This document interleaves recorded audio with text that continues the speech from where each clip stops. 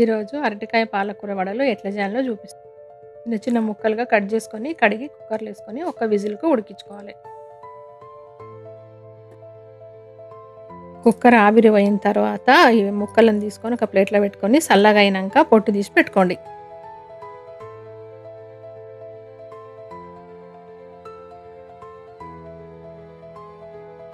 ఇప్పుడు ఒక mixie jar తీసుకొని జార్లో కొన్ని పచ్చిమిరపకాయలు, కొంచెం అల్లం ముక్క, కొంచెం కొత్తిమీర, కొంచెం కల్యమాకు వేసుకొని కోర్సుగా గ్రైండ్ చేసుకోవాలి.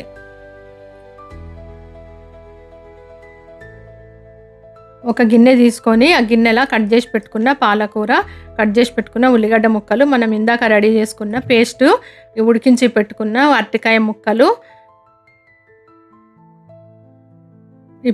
ఒక చిన్న చెంచాడు శనగపిండి, 2 పెద్ద చెంచాల బియ్యం పిండి వేసుకొని జీలకర్ర కొంచెం ఒక చెంచా నలిచేసుకోవాలి.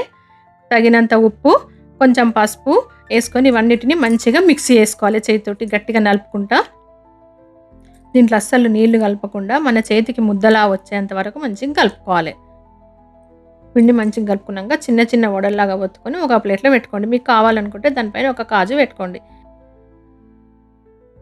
ఇప్పుడు గోలించుకోవడానికి పొయ్యి మీద కడాయి పెట్టి నూనె పెట్టుకుందాం.